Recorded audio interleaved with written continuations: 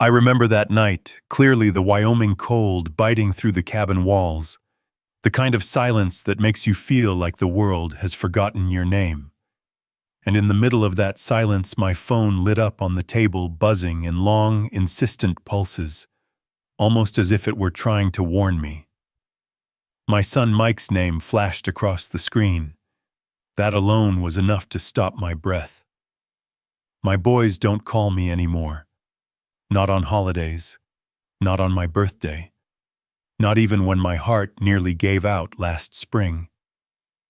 I've learned to live with that silence, the kind a father creates when he's absent too long. But when I answered, I heard something trembling in his voice. "Dad, you need to come home for Christmas. Please." For a moment I wanted to believe it.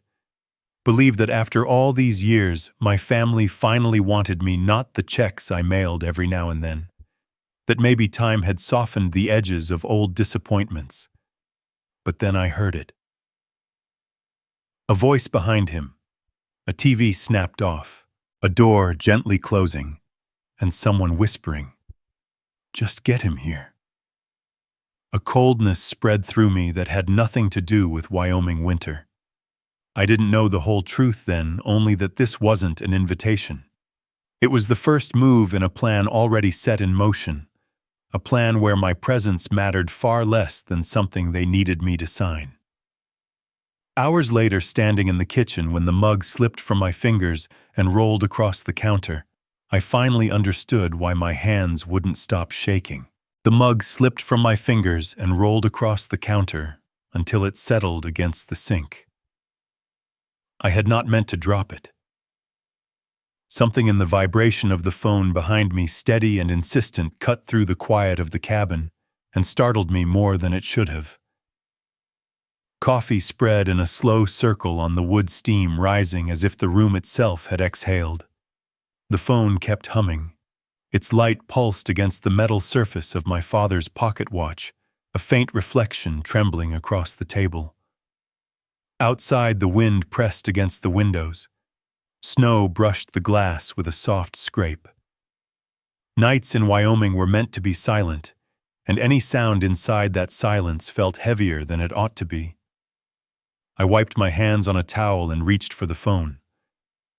Mike. My son almost never called. A text here and there, a photo of Lily when she won something at school, but not a phone call. Not at this hour. Not from the house in Dallas where everything continued without me. I answered, "Yes, Mike, I am here." His breath came first, uneven, as though he had walked away from a room full of people to say something he did not want them to hear. A moment passed before he spoke. "Dad, we need you home for Christmas. Please come." The word "need" held the air still. It had been years since anyone in that house used it with me. Through the phone I heard a muffled voice, then the television volume dropping, then a door closing.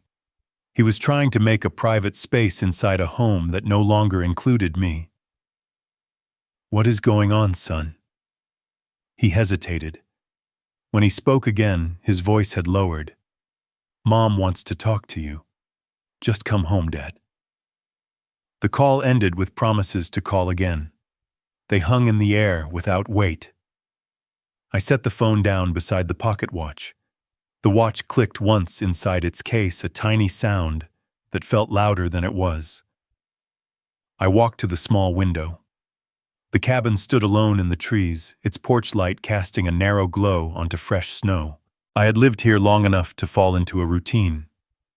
One plate on the drying rack, one chair pulled up to the table, one set of footprints leading to the truck and back each time I went to town. The quiet had become its own kind of company. Near the bookshelf, a framed photograph leaned against a stack of manuals I no longer used. Maggie and the kids stood under a tree, sunlight on their faces. I remembered the day after the picture more clearly than the picture itself. A phone call from the site. A concrete pour falling behind schedule. I had left before dinner, promising to make it up to them. Years later, I still was not sure I ever had.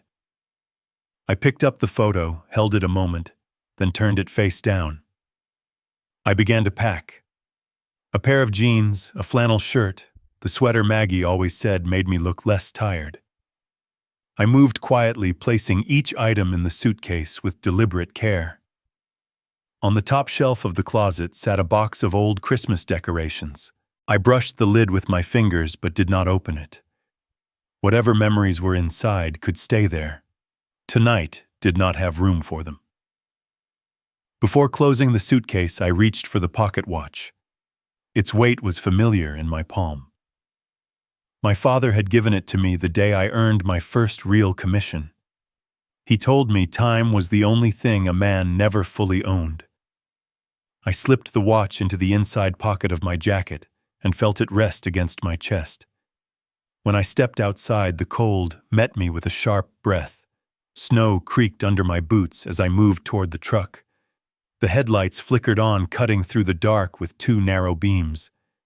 The cabin behind me glowed softly through the window, a lone rectangle of gold surrounded by black. Inside the truck, the heater groaned to life. My hands stayed on the wheel for a moment before I shifted into gear. The gravel crunched under the tires, and the cabin began to shrink in the rearview mirror until it became no more than a dim dot against the trees. The road curled down the mountain snow, sweeping across the surface in restless streaks. With each mile, the world outside widened into long, empty stretches, gas stations humming under flickering lights, motels with peeling paint and half-lit signs. The kind of places you only notice when you are traveling alone. At a stoplight near the state line, I checked my phone. No new messages, no missed calls. A silence that carried just enough weight to feel intentional. I placed the phone face down on the seat and rested my hand on the pocket where the watch lay. The metal was warm now, heated by my body, as if reminding me that time moves whether we ask it to or not. When the first thin glow of morning broke across the sky, Texas drew nearer. So did the house I had not walked into in years. A place that was mine once and then slowly became theirs, and eventually something else entirely. I kept driving. The storm faded behind me. The road stretched forward. Whatever waited in Dallas had already begun the moment Mike said he needed me. I felt it in the quiet between breaths, in the steady thrum of the engine, in the way the rising sun did not warm the unease in my chest. I did not know if I was going towards something or being pulled into it. But as Wyoming disappeared in the rearview mirror, I knew one thing with absolute clarity. This was no ordinary Christmas. The sky over Dallas was turning the color of cooled ash when I pulled into the driveway. The engine ticked as it settled, heat drifting off the hood in small clouds. For a moment, I stayed in the truck with my hands on the wheel, watching the porch light flicker on. The light had a warmer glow than the one outside my cabin, but somehow it felt more distant. When I finally stepped out, the air carried a soft mix of cut grass and something sweet drifting from an open kitchen window. The house rose in front of me, 2 stories tall, the same shape it had been for decades, yet the lines felt sharper now, as if time had carved a new version of it that no longer fit me. My boots sounded too heavy on the walkway, each step pulling memories up like gravel. The front door opened before I reached it. Dan stepped out with a smile that looked practiced, then pulled me into a hug. His hands pressed my shoulders a beat too long, as if measuring how strong I still was. When he pulled back, his eyes searched mine in a way that made me feel more examined than welcomed. He called inside for everyone, his voice too bright. Brian appeared behind him, one hand tucked in the pocket of his tailored pants. He greeted me with a wide grin that reflected the porch light, the kind of grin men in finance use when they need something from you but won't say it outright. His handshake was firm, almost rehearsed, and his eyes carried a calculation I felt, even if I could not name it. The warmth of the house met me as soon as I stepped in. The smell of turkey, cinnamon, and vanilla filled the hallway. Christmas music played from a speaker somewhere in the living room. Nothing technically wrong yet, something in the arrangement of it all felt staged, as if someone had built a scene for my arrival and forgotten a few details. My old study door was closed, the lock turned. I brushed my fingers over the doorknob in passing. The metal felt colder than the hallway. Down the hall, gaps appeared on the walls where framed photos used to hang. Only the lighter squares remained faint outlines of memories removed. I stopped for a moment long enough for Maggie to notice. She touched my arm gently and said it was good to have me home. Her voice trembled just slightly, the way a bridge sways under a heavy load. I nodded and let my hand fall away from the empty space on the wall. Dinner was set before I made it fully into the kitchen. Plates arranged with care glasses filled halfway silverware, aligned too precisely.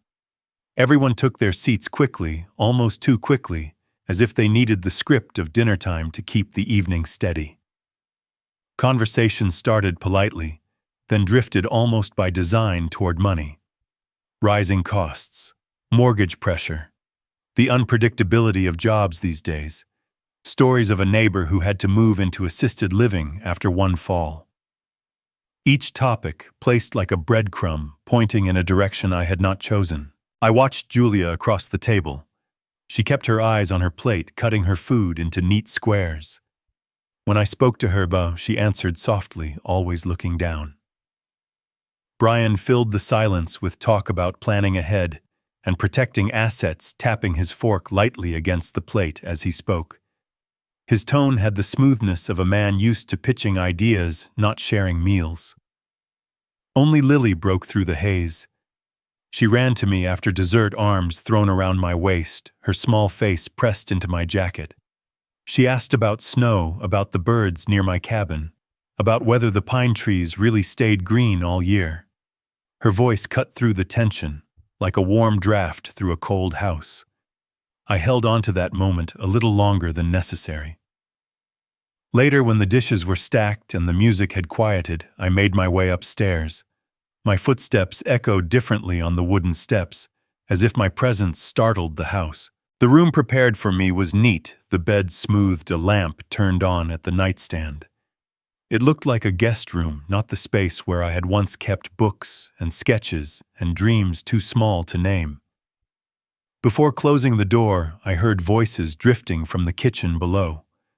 The tone was urgent, not angry, but pressed down like someone was trying to keep it from rising. I stepped back into the hallway. Mike's voice low. "We need Dad to sign tonight. We are running out of time." A drawer slid shut, suddenly cutting off whatever came next. Footsteps moved away. Silence rose up the staircase and settled around me. I went back into the room and sat on the edge of the bed. The sheets smelled of detergent and something floral. I looked at my suitcase in the corner, still zipped, still holding the same clothes I had folded in Wyoming only hours earlier.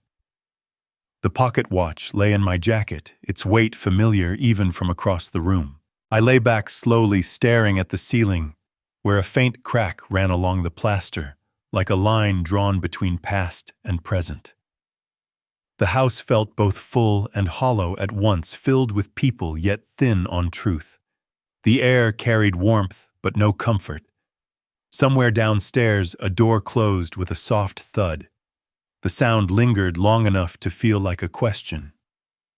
I let my eyes follow the faint movement of shadows across the ceiling, trying to breathe through the tightness settling in my chest. The night pressed in. The house exhaled. I turned toward the window, where a sliver of streetlight cut across the curtain and held its place steady and silent as if watching. The streetlight was still drawing that same thin line across the curtain when I opened my eyes. For a moment, I did not know where I was. The ceiling above me did not belong to the cabin. It was smooth white with a faint crack running from corner to corner like an old scar. Then the soft thud of footsteps in the hallway and the low murmur of a television downstairs reminded me. Dallas. The house that used to be mine. I sat up slowly. The bed was too soft, the air too still. I reached for my jacket draped over the chair and felt the familiar weight of the pocket watch in the inside pocket. Just the light pressure of it against my palm steadied my breathing. Time was still moving, whether I liked where it was heading or not. Downstairs, the house already sounded busy. Cabinets opened and closed, the clink of dishes, water running in the sink. I followed the smell of coffee into the kitchen. Morning light seeped in through the window above the sink, catching dust in the air. The Christmas tree in the living room glowed faintly, its lights still on from the night before. On the table, half covered by a leather folder, lay a stack of papers. Someone had left them there in a hurry, as if they meant to put them away, but forgot or were interrupted. I went to the counter to reach for the coffee pot, then paused. My eyes went back to the table. The leather folder was not zipped. The corner of the top page was exposed. I carried my mug over and set it down beside the folder the way I had done 1,000 times when reviewing plans on job sites. Just another set of documents. That was what I told myself as I slid the folder back a few inches. The heading sat centered at the top of the page in bold letters. Durable power of attorney. Not a hospital release form. Not a consent for emergency treatment. I knew enough about paperwork to understand what this one meant. Whoever held this, if I signed it, could make decisions in my name. Move money. Sell property. Sign and agree and authorize all while I sat on the sidelines. My hand rested on the back of the chair. I could feel the grain of the wood under my fingers. A picture flashed through my mind, a coworker from years ago telling a story about the mess his kids made after he signed something similar. I had not listened closely then. I did now. The kitchen floor creaked behind me. Brian walked in, phone in hand, scroll still moving under his thumb. He looked up and froze for half a second when he saw where my hand was. His smile came next, fast and polished. "You are up early," he said, his tone light. "Coffee good, huh?" I did not answer right away. I stepped back from the table, but not far enough to pretend I had not been looking. His gaze dropped to the papers, then back to my face. "Those," he said, nodding at the folder, "that is just some precaution stuff. Standard medical thing for older family members. Helps in case of an emergency, you know, if someone needs to sign for a procedure or talk to a doctor." He moved closer, hands casual at his sides, but there was a faint tightness in the way he held his shoulders. I watched the way his eyes avoided the bold print at the top of the page.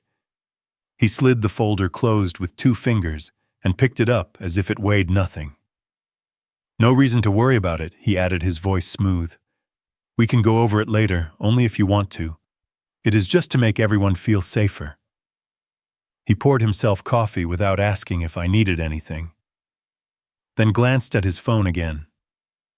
A message seemed to appear. His jaw flexed once, a quick movement, then disappeared. He said he had a call to join, then left the kitchen, the folder tucked under his arm. The room seemed larger after he went out, and colder. I stood there for a moment, listening to the hallway settle, the hum of the refrigerator, the steady drip of the coffee pot. The papers were gone from the table. The impression of them remained as clearly as if they were still there. Later that morning, I took my mug out to the back porch. The yard had the same fence, the same shape, but the trees were taller now, their branches reaching farther over the neighboring property. Next door, I saw movement through a familiar window. Frank Dawson stepped out onto his own porch, carrying a container in one hand. He noticed me and raised the container with a grin. I watched him walk over the way older men walk, when their knees remind them of every year they have lived. He climbed the steps and thrust the plastic box toward me. "My wife insisted we send these over," he said, "holiday cookies. Said she saw your truck, knew you must be in town." I took the box. The cookies inside were arranged in neat circles, each one slightly different. I thanked him, and we stood there a moment, looking out over the yards, like we had done so many times before, as if no time had passed. "House looks good," he said. "Gives me a little nostalgia seeing you on this porch again." I nodded. "It feels different."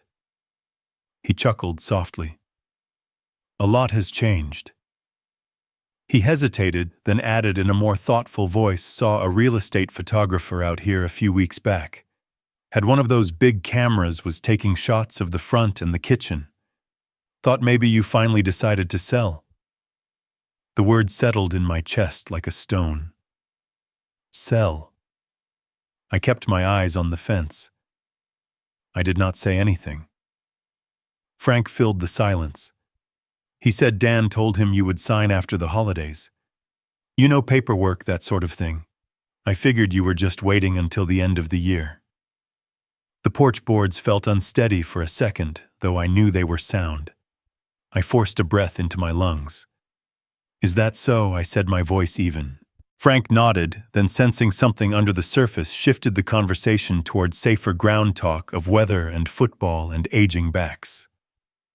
After a few minutes, he clapped my shoulder gently and headed home, leaving me alone with the box of cookies and a line of thought I could not quite push away. Inside the kitchen was busier. Maggie stood at the sink rinsing vegetables. Her movements were quick, a little too sharp. A dish towel hung from her shoulder, damp at the edges. I set the cookies on the counter beside her. "Frank brought these," I said. She glanced at them, then back at the running water. Her fingers tightened around a carrot until the skin snapped under her grip. When I asked about the photographer Frank mentioned, she did not answer right away. Her hand found the towel on her shoulder. She twisted the fabric once, twice, until it wrung out a faint line of water onto the floor. "We can talk later," she said, her voice low. "It is nothing decided. Please, Rick, not now." Her eyes met mine for a brief second. In that short look, I saw fear and shame and something like apology all pressed together. Then she turned back to the sink, shoulders rising and falling, with one long breath. The rest of the family moved in and out of the kitchen, filling the space with talk about my future. Secure care, easier arrangements, making things simple for everyone. The words came dressed as concern, but there was no weight of love behind them, only a restless urgency. I watched them one by one, each carrying their own brand of nervousness. Dan with his pacing hands constantly rubbing his thumb along the edge of his phone. Mike with his eyes moving between me and Brian, as if checking whether he was keeping up with the story they had already told each other. Julia with her silence folding napkins that were already straight. I poured myself another cup of coffee and returned to the table.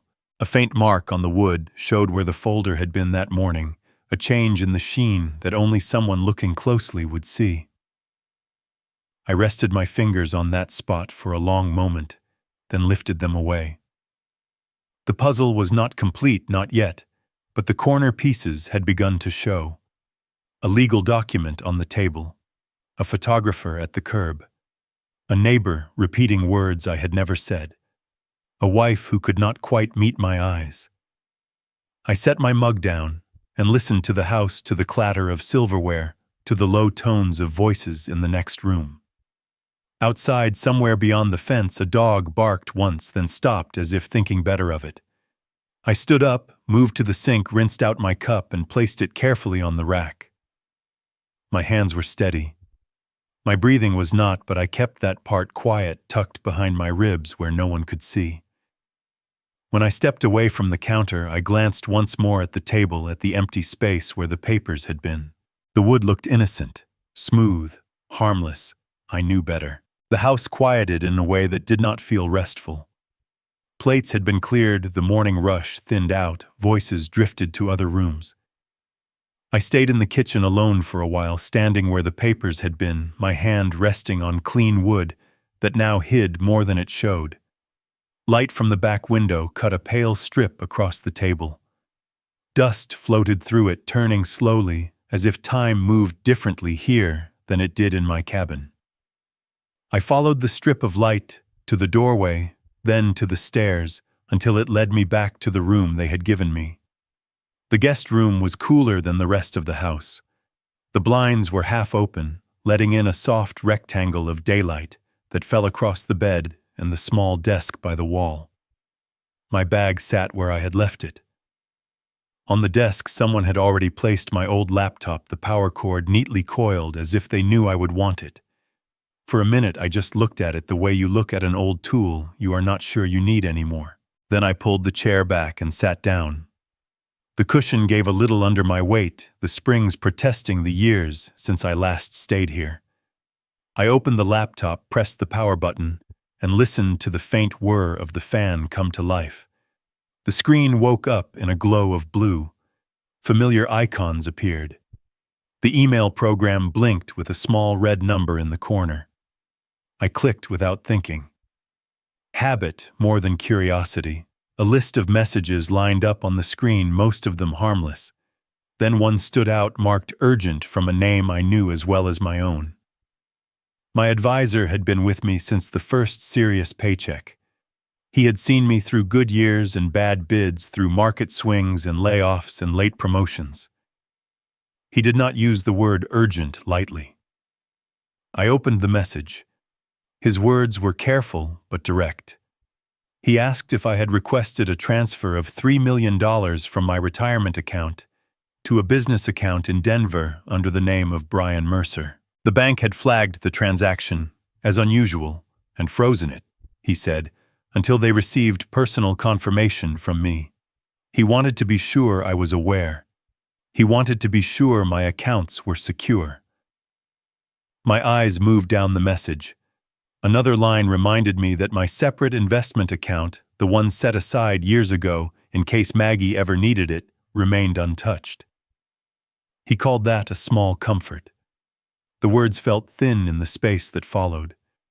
There was an attachment, a scanned request form. I clicked it open. The document filled the screen, blank spaces neatly typed in routing numbers, account codes, amounts written clearly.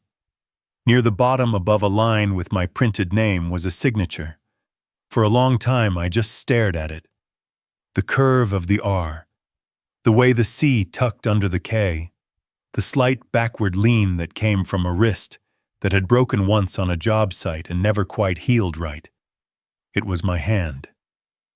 Except it was not.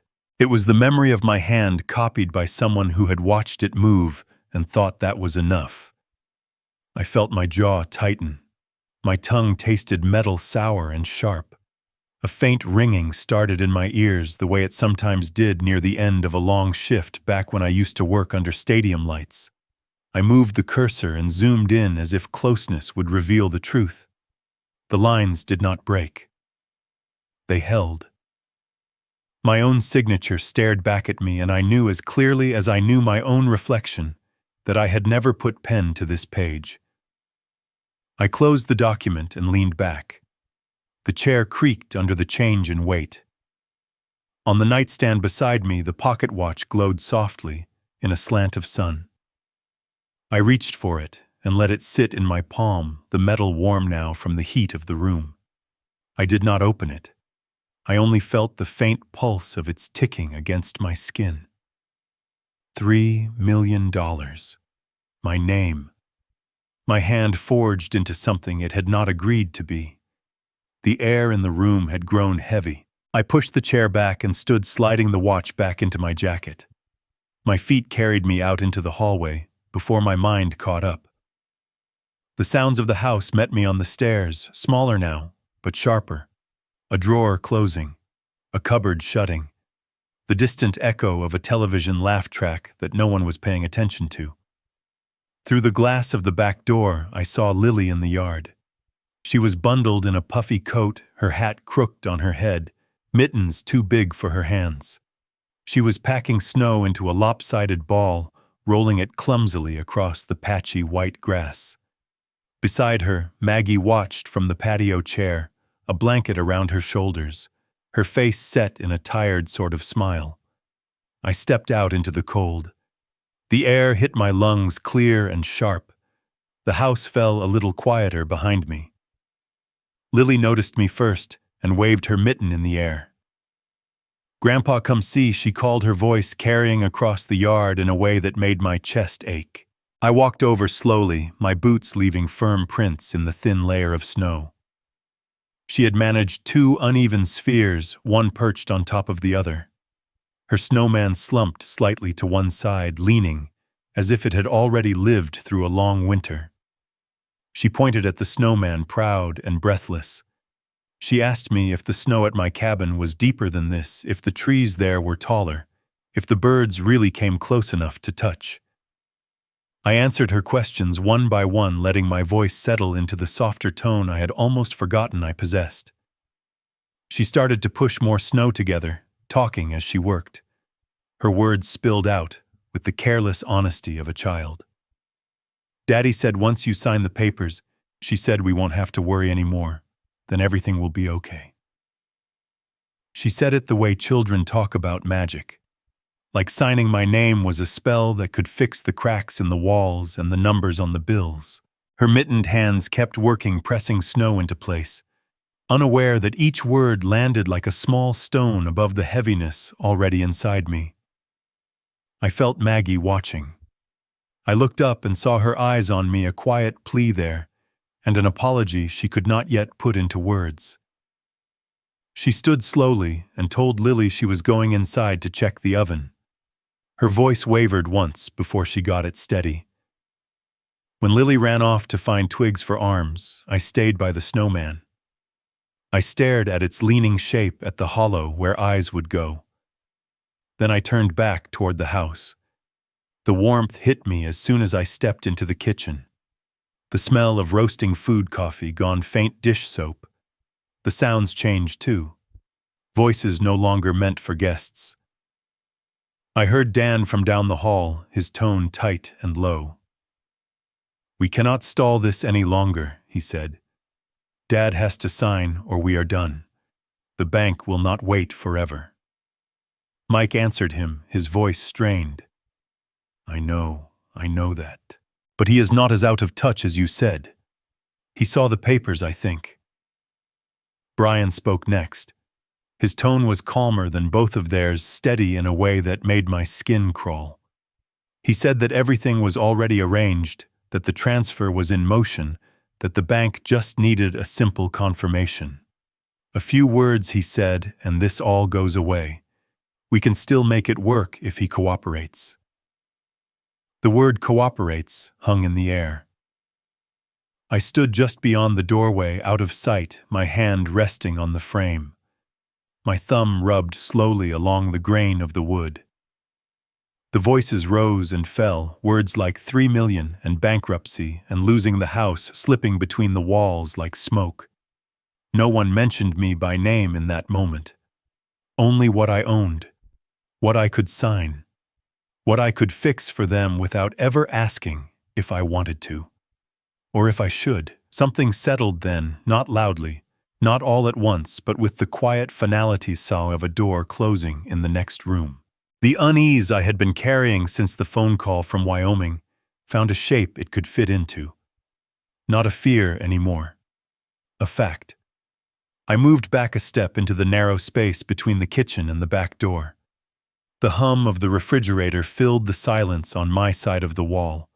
I slipped my hand into my jacket and closed my fingers around the pocket watch.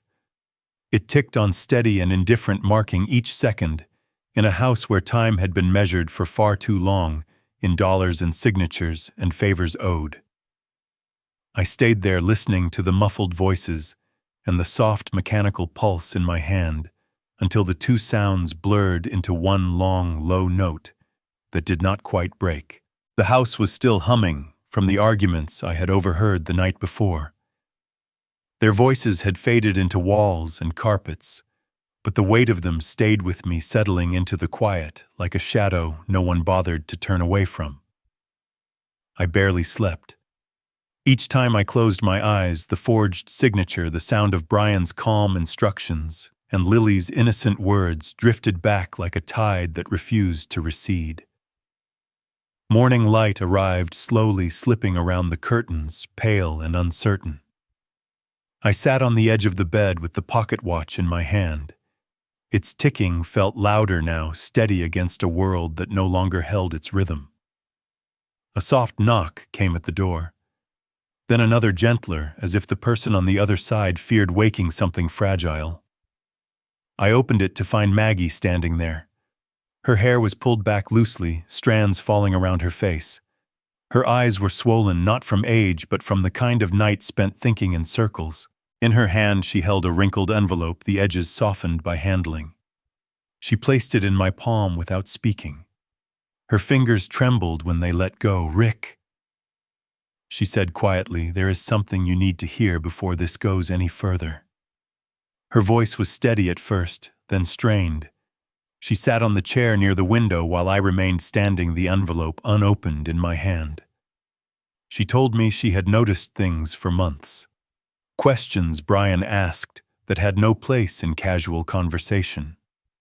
Strange tension in Julia that even a mother could not soothe. Whispers between Dan and Mike about money, about something they could not afford to get wrong. She told me she had been afraid to confront any of it. Afraid of breaking the family. Afraid of naming what she already sensed. So she had reached out quietly to someone she trusted, someone with no stake in our failures. Her old college friend Robert Lindley, an estate lawyer in Dallas. I opened the envelope. Inside was a single sheet of paper folded twice.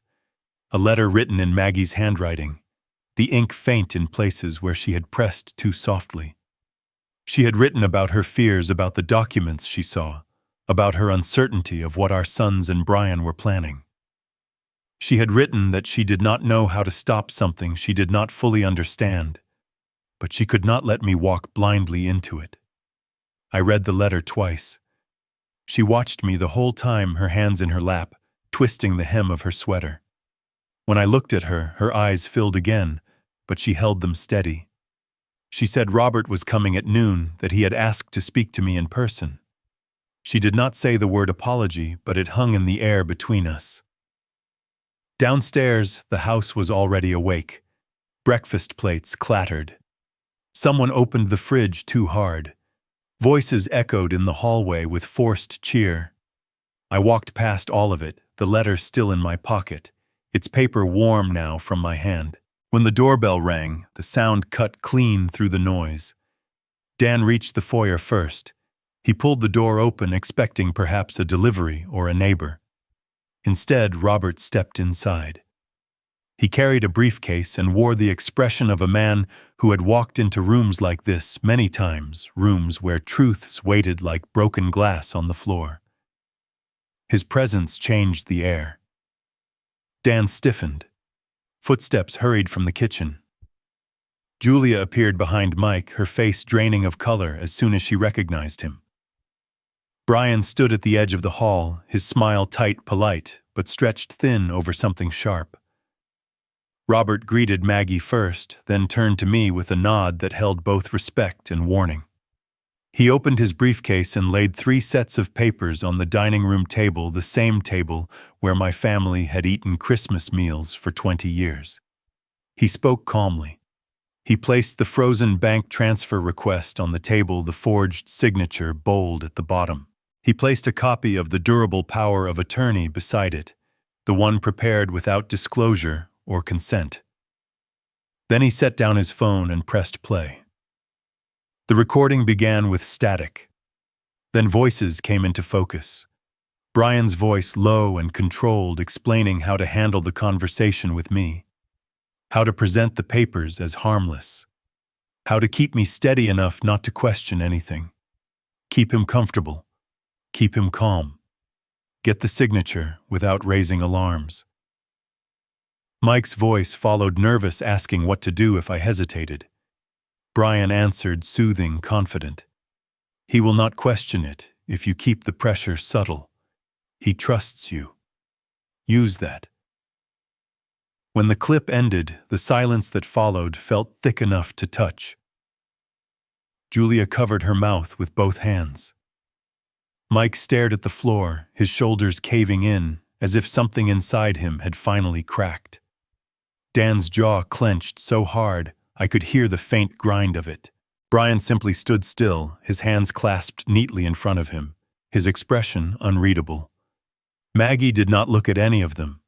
She looked at me instead, her face open, devastated, the way a person looks when a truth they tried to delay has arrived anyway. I felt none of the explosion they might have expected. No shouting, no slammed fists. Only a slow tightening in my chest, a steady narrowing of the world around me, until all that remained were the documents on the table, the voices echoing from the phone, and the family I had spent my life trying to hold together. I took a seat at the table. The wood was warm from the sunlight coming through the window. Robert stood beside me, waiting. No one else moved. My hand rested on the pocket watch inside my jacket. Its ticking felt louder than the breaths in the room. When I finally lifted my eyes, the only words that came were simple, quiet, and heavier than I intended. Tell me everything. The room did not answer, not yet. Only the faint whir of the heater rose in the silence, steady and indifferent, as if the house itself were holding its breath. Robert took a slow breath, then gathered the papers from the dining table one by one. The sound of the sheets sliding against the wood was the only answer I got at first. Chairs scraped. No one met my eyes. It felt like the moment before a storm when the air pulls in tight and waits. He nodded toward the living room. It was as if he had chosen the place for what needed to happen next. Not the table where we had eaten together for years, but the room where we had once opened presents and watched movies and pretended that the world outside did not exist. The living room glowed with Christmas lights. The tree stood in the corner, its branches full ornaments catching the light from the strings wrapped around them. The television was dark. The coffee table, usually covered in snacks and wrapping paper this time of year, held only the folder and the stack of documents Robert laid down. We took our places without being told. Maggie sat on the edge of the sofa, hands clasped so tightly in her lap that her knuckles had gone pale. Julia sat beside her shoulders, hunched eyes fixed on the floor. Mike stood near the wall, back straight but chin low. Dan paced once behind the couch, before finally sinking into an armchair, his elbows on his knees, fingers pressed against his mouth. Brian sat last. He chose the end of the sofa close to the coffee table where he could see everything. His posture was neat, controlled, as if this were a meeting he was used to attending. Robert stayed standing. He placed one hand lightly on the folder and looked around the room, giving each of them a slow, measured glance before he spoke. His voice was calm, steady, the kind of voice you hear when a person has delivered bad news enough times to know that volume does not make it easier. He laid it out plainly. The attempt to move $3 million from my account without my consent. The preparation of a durable power of attorney that would grant someone full control over my finances and property if I signed it. The forgery of my signature on the transfer request. The potential consequences, both civil and criminal, if the matter went in front of a court. He did not threaten. He did not need to. The weight of the words filled the space between us and sat there. Brian was the first to break the silence. He leaned forward, hands open as if offering something. His tone softened, trying to find a place between apology and persuasion. He said the plan had always been to move the money only for a short time, to cover a rough stretch, to save the company until new investors came in. He used phrases like cash flow problem and temporary bridge and repositioning assets. Every sentence he spoke built a wall between his version of the truth and mine. Dan lifted his head and looked at me for the first time since we sat down. I saw the red around his eyes, the way the muscles in his jaw trembled as he tried to hold himself together. He said he had panicked. He talked about missed mortgage payments, about letters with red print, about the fear that a judge would decide he was not fit to keep his own daughter if he lost the house. He said he had told himself that if the paperwork went through, if the money came and the crisis passed, they would tell me after the fact and make it right. He said he knew it was wrong as soon as he agreed, but he could not see another way. Mike spoke next, his voice low enough that I had to lean forward to hear. He admitted he had gone along because everyone else seemed to have already decided. He said he had tried to think of how to stop it, and failed. He said he never meant for it to go this far, that in his mind, the line was always farther down the road than where they were standing. No one could say when exactly that line disappeared. Julia finally lifted her head. Her face was pale eyes rimmed with pink. She said very little. That she knew something was wrong, but had chosen to trust her husband and her brothers rather than ask me. That she thought in some twisted way that this was about helping the family survive. Each word seemed to cost her more than the last, so she stopped before saying too much. Brian tried to speak again more quickly now. He repeated that no harm had been done, that the bank had stopped the transfer, that the paperwork was only drafts. He used the word mistake stretched over a space that felt larger than that. Through it all, Maggie sat without moving much. Her eyes traveled from one face to another. When she looked at me, I saw a question there she could not bring herself to ask. Robert finished by making one thing clear. If I wished, he said, the authorities could be notified. Investigations would follow. There would be hearings, perhaps charges.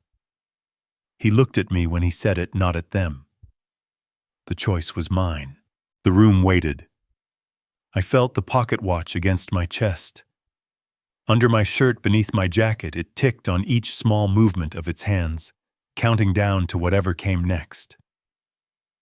I looked at Dan, at the boy who used to wait by the window for me to come home from late shifts and fall asleep on the couch before I ever walked through the door. I looked at Mike, who once believed I could fix anything with a wrench and some patience. I looked at Julia, who had grown up watching the backs of her brothers and might have learned to stand behind them even when they were wrong. I looked at Brian, who was never a boy in my house, only ever a man with a smile and a plan. Then I looked at Maggie, who had spent a lifetime trying to keep all of us from falling apart. When I finally spoke, my voice came out steady. I said I would not sign a single document they had prepared. Not now, not ever. I said that from that day forward, every asset that carried my name would be moved into a protected trust that I would establish with Robert, a trust that gave no one here the power to touch a dollar without iron proof that it served more than panic or greed. I said there would be no more quiet assumptions, that my signature was there for them to use when life did not go as planned. My name was not a tool.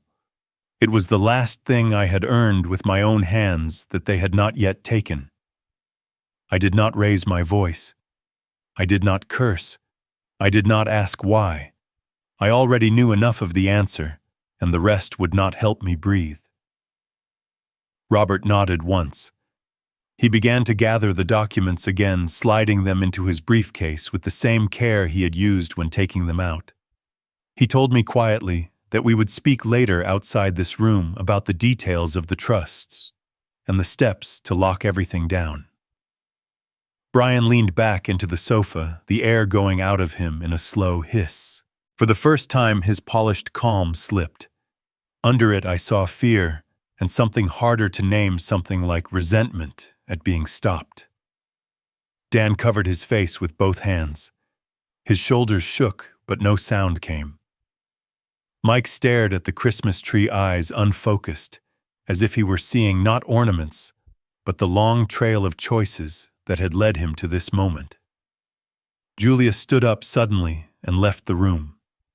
The faint sound of her footsteps on the stairs followed. Maggie reached for my hand. Her fingers were cold. I let her hold on. For all her attempts to delay this day, she had also been the one to make sure I was not walking into it alone. I did not call the police. I did not ask Robert to stay and press the threat. There are punishments that do not require uniforms and handcuffs. The shame in that room, the way no one could look directly at me for more than a second, settled deeper than any legal sentence. After a while, when there was nothing left to say that would not make things worse, I stood. I walked past the tree, past the lights reflecting in the window, and down the hall to the guest room. I pulled my suitcase onto the bed and closed it with both hands. The zipper moved in one clean line, teeth locking together without catching. In the foyer, I lifted the suitcase handle. It felt heavier than when I had arrived, though I had not added anything to it. Maybe it was the house that had changed weight, not the bag. Maggie met me at the door. She did not ask me to stay. She did not ask where I would go. She simply took my free hand in both of hers and held it, her eyes bright and wet, her fingers trembling around my knuckles. For a brief second, her grip tightened as if she might not let go. Then she did. I stepped out onto the porch. Snow was falling again, soft and steady, dusting the steps, settling on the hood of my truck. The sound of the door closing behind me was gentle, almost careful, but it carried more finality than any slam. I stood there a moment with my suitcase in one hand and the watch ticking against my chest, watching the flakes land and melt on the warm concrete. The porch light above me hummed softly. For the first time in a long time, the cold on my face felt honest. The snow deepened around my boots as I walked toward the truck, each step sinking into a softness that felt more honest than anything left behind in that house. The cold air steadied me. It pressed against my ribs, cleared my head, and carried the quiet I had been craving long before this Christmas ever began. I started the engine. The rumble beneath me felt like a heartbeat strong enough to trust. As I pulled away from the curb, the windows of the house glowed in the mirrors, warm squares of light, but none of that warmth reached me anymore. I let the view shrink until the road swallowed it whole.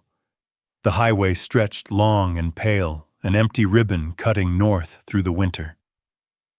I kept the radio low, old Christmas songs drifting in and out under the hum of the tires. They sounded different now, not sad, not comforting, just distant, as if belonging to some other version of me who had once believed holidays could fix things that were already broken. Hours passed. Towns came and went. Gas stations lit the snow in brief flashes. I drove until the sky softened from blue to violet, then to black. Somewhere along a quiet stretch in Colorado, I felt something inside me loosen, not pain exactly, but an unhooking, as if a weight I had carried so long that I forgot its shape finally slipped free. I did not feel abandoned. I felt freed. When the mountains began to appear again, their outlines rising like old guardians, I felt a pull in my chest. Wyoming does that. It does not welcome you with open arms. It holds still, waits, and lets you decide if you are strong enough to meet it. By the time I reached the cabin, snow was falling thick and slow, each flake drifting downward as if in no hurry to land. I turned off the engine and stepped into the quiet. The world up here did not judge. It simply stood where it always had. Inside the cabin greeted me with its own silence. The air smelled faintly of pine and old smoke. I knelt by the hearth, arranged the logs, and struck a match.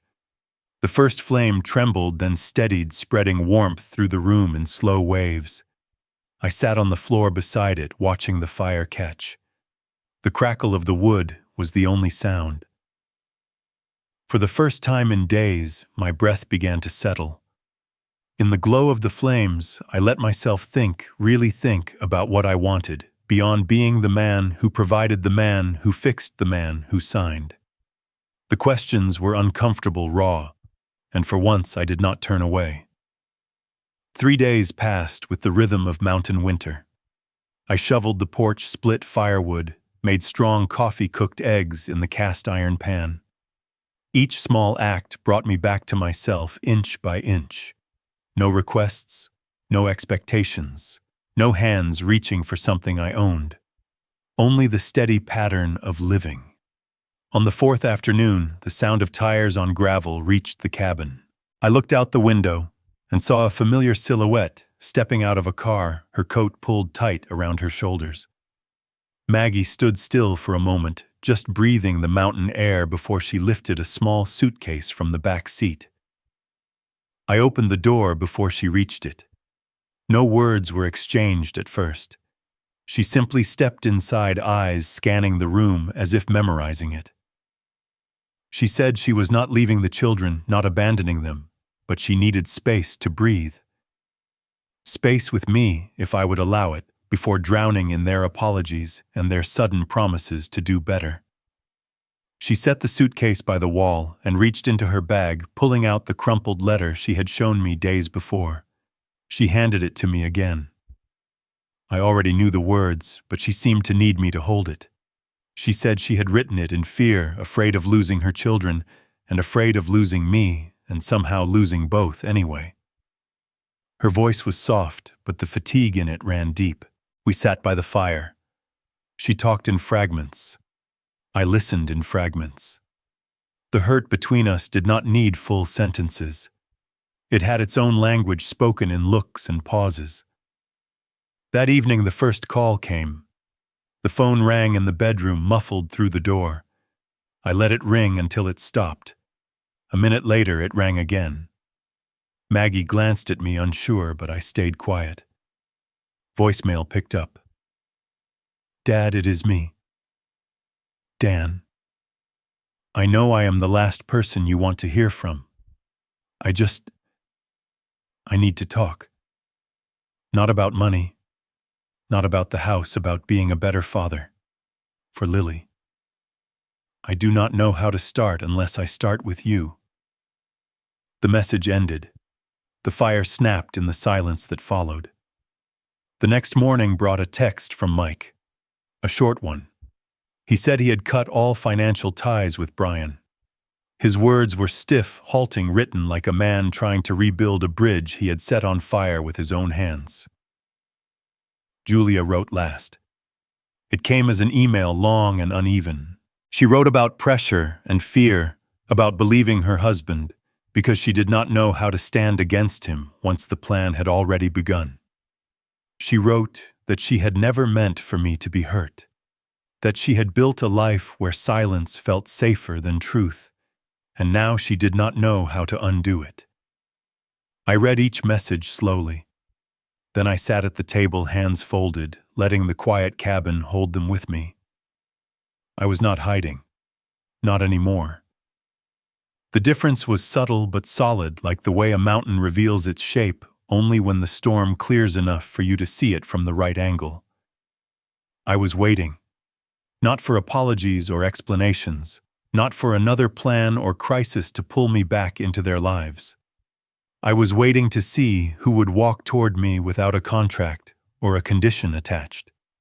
Night settled around the cabin. Outside, the wind lifted loose snow into small spirals that danced across the porch. Inside, the fire glowed low, the embers shifting with quiet breaths of heat. I sat in that half-light with the pocket watch in my hand, its ticking steady against my palm, its sound blending into the silence until I could no longer tell them apart. When I woke, the fire had burned down to a soft orange bed of coals. The cabin was quiet in that particular way it has just before dawn, when the world has not decided on a color yet. My hand was still resting on the pocket watch, as if it had kept me from drifting too far in the night. I stood and fed a few logs onto the embers. The flames took slowly, then brightened, throwing light against the wooden walls. Outside the window, the sky was turning from black to a pale gray blue. Another day had arrived, whether I asked for it or not. In the days that followed, I spoke often with Robert by phone. His voice came through the line steady and unhurried, explaining documents and structures, things I had never wanted to think about when life was simpler. Together we untangled what had almost happened, and tied it back up again in a shape that could not be easily pulled apart. We finalized the trust a few weeks after Christmas. My signature went on each page, this time by my own hand, with full understanding. The assets I had spent a lifetime earning were not divided by birth order or last name anymore. Instead, they were tied to conditions with words that felt more solid than numbers: honesty, responsibility, the willingness to admit when you are wrong and to try again without excuses. For the first time, my money felt less like a rope others could use to pull me in any direction, and more like a tool I could use to set boundaries long after I was gone. One cold morning, when the wind was cutting around the corners of the cabin and the chimney smoke was blown flat, a small envelope arrived in the mailbox at the end of the drive. It was addressed in uneven handwriting that I recognized before I even reached the porch. Inside was a drawing. Crayon lines showed a cabin with smoke curling from its chimney, pine trees on either side like green sentries, and a figure standing in front. The man in the picture had a gray head and a square shape to his shoulders. In his hand there was a small circle on a chain that I knew was the pocket watch, even though she had only drawn 3 simple lines to suggest it. At the bottom, in careful letters, Lily had written "Grandpa" at the cabin. Under that, in smaller writing that slanted upward, she had added, "I do not need money, I need your stories." The paper made a faint crackle as I held it. I read the words again, then set the drawing on the table where I would see it each time I sat down. In that moment, something in my chest finally let go. All the years I had believed my value to them began and ended with what I could pay for, came up against the simple truth of a child's wish. It was not that the money did not matter in this world. It did. Bills came either way. But love had never been the same thing as rescue, and I had spent a long time confusing the two. A week later, I heard tires on the drive again. This time, I knew the sound before I saw the vehicle. I stepped out onto the porch with my coffee in hand, breath clouding the cold air.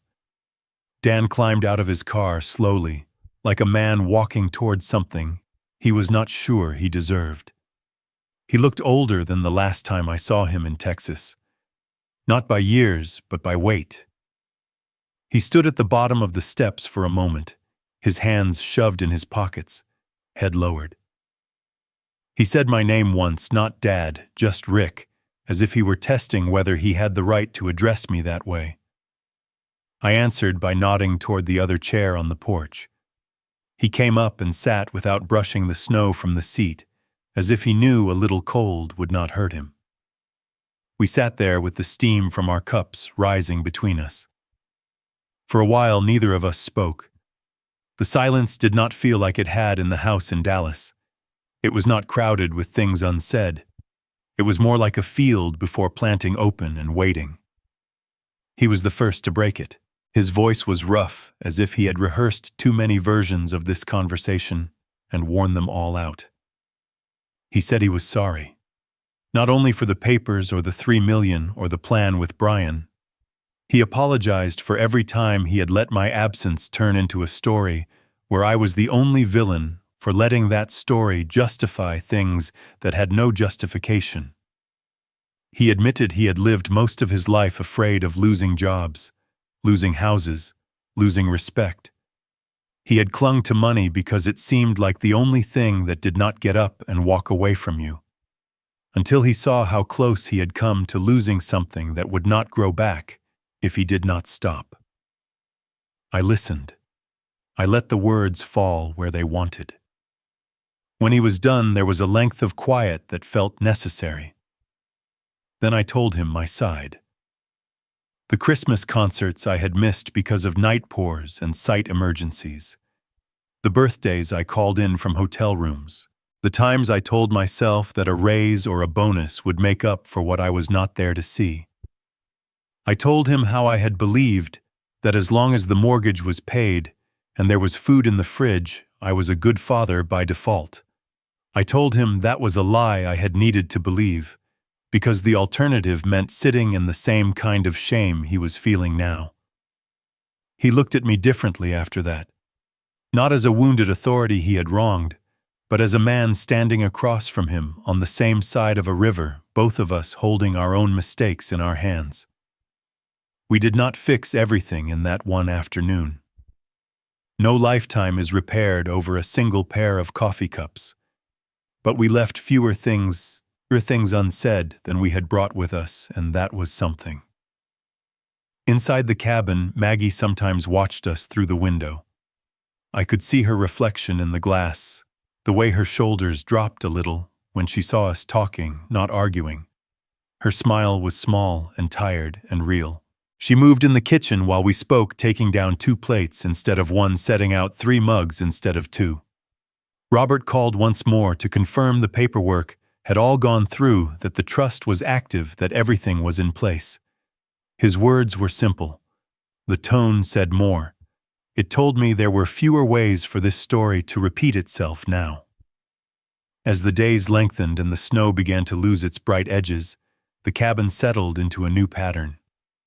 Sometimes Maggie and I shared long stretches of quiet, each reading in separate chairs, the fire between us. Sometimes we spoke late into the night about the years behind us, not with blame, but with a kind of tired honesty that comes when there is nothing left to protect except a little dignity. The calls from Texas did not stop. They came further apart, but they were different now. Less about emergencies, more about small things. Lily losing a tooth, Julia applying for jobs that had nothing to do with her husband's past plans, Mike taking night classes. No one asked for money. That was new. One morning I stood outside with the drawing in my hand. The real cabin behind it looked almost exactly like the one she had sketched. Smoke rising, trees standing at attention, a man on the porch. The only difference was that in her picture, the man seemed taller. I realized then that I had spent so much time trying to be big in their lives through what I provided that I had forgotten how much space a simple presence could fill. Later that day, as the sun slid down behind the ridge and turned the snow a soft amber, I sat again on the porch with the pocket watch open in my palm. The hands moved with their usual patience, sweeping past each mark without hurry. Time had done what it always does. It moved on. It did not ask who deserved more of it. It did not choose sides. It simply kept going. The only thing that had changed was how I decided to live inside it. Inside the cabin, through the window, I could see Maggie setting the table. 2 plates. 2 glasses. The light from the lamp above her caught in her hair, turning the gray a kind of silver. The air was cold but not biting. There was a hint of melt in it, a sense that winter would not last forever. I closed the watch and slipped it back into my pocket. The sound of it shutting was small, almost lost under the rustle of the trees, but I heard it. Then I rose from the chair and reached for the door.